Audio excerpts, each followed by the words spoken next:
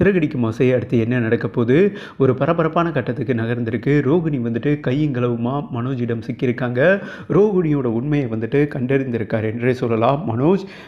மேலும் வந்துட்டு அதாவது இந்த உண்மைய வந்துட்டு நம்ம ஆதாரப்பூர்வமா கண்டுபிடிக்கணும் அப்படின்னு சொல்லிட்டு தம்பி முத்துவிடம் வந்துட்டு உதவி கேட்குறாரு. இந்த நிலையில் இவ்வளவு நாள் மூடி மறைச்ச ரோகிணியோட உண்மை வந்துட்டு வெளிவரப்போகிறது என்றே சொல்லலாம்.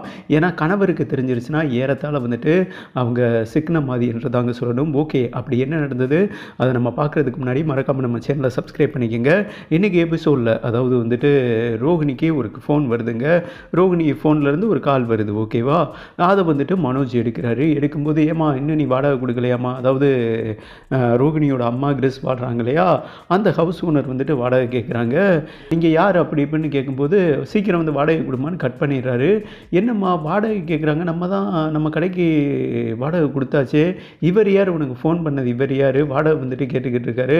ஹவுஸ் ஓனர்னு சொல்கிறாரு. என்னம்மா என்ன எதுவும் மறைக்கிறியா, அந்த சிட்டிக்கிட்ட ஃபினான்ஸ் வாங்கினதை மறைச்ச மாதிரி இதையும் நீ மறைக்கிறியா அப்படின்னு கேட்கும்போது என்னை கேட்காம நீங்கள் எப்படி என் ஃபோன் எடுக்கலாம் அப்படின்னு ரூட்டை மாற்றுது. அதாவது மனோஜ் வந்துட்டு உண்மையை கண்டுபிடிச்சிருவான்னு சொல்லிட்டு திசையை திருப்புது.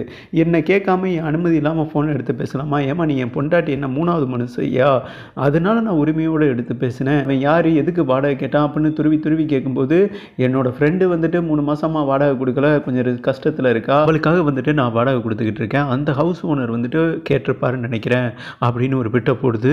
அப்படியா அப்படின்னு இவருக்கு ஸ்ட்ரைக் ஆகுதுங்க. அதுக்கப்புறம் தான் அதாவது இவங்க 2 பேருக்கும் சண்டை வருது.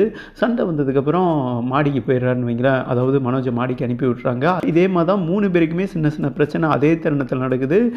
ரவி, மனோஜ், முத்து 3 பேருமே வந்துட்டு மாடிக்கு வந்துடுறாங்கன்னு வைங்களேன். ரவி வேலை பார்க்குற ஹோட்டலில் ஒரு பொங்கல் செலிப்ரேஷனாக ஏதாவது புதுவிதமாக பண்ணுவோம்னு நீத்து ஒரு மீட்டிங்கை போடுறாங்க. அந்த தருணம் சுருதி ஃபோன் பண்ணிக்கிட்டே இருக்காங்க. இவர் எடுக்க மாட்டாருன்னு வைங்களேன். அது ஒரு பிரச்சனையாக போய் ரவி மேலே வந்துடுறாரு. அதே மாதிரி முத்துவோட ஃப்ரெண்டு வந்துட்டு துபாய்க்கு வேலைக்கு போகிறேன், கடைசியாக வந்துட்டு மாப்பிள்ள நம்ம நல்லா ட்ரிங்க்ஸ் பார்ட்டி பண்ணிட்டு போவோம்டான்னு ட்ரிங்க்ஸ் பண்ணிவிட்டு இவர் வராரு. அதுக்கு முன்னாடியே ஒய்ஃப் கிட்ட கேட்பாரு, இந்த மாதிரி துபாய் போகிறாமா என்னோடய ஃப்ரெண்டு, ஒரு பார்ட்டி அரேஞ்ச் பண்ணியிருக்கான், குடிக்கலாமா அப்படின்னு கேட்க, அதெல்லாம் குடிக்கக்கூடாதுன்னு சொல்லியுமே இவர் குடிச்சிட்டு வந்துடுறாரு.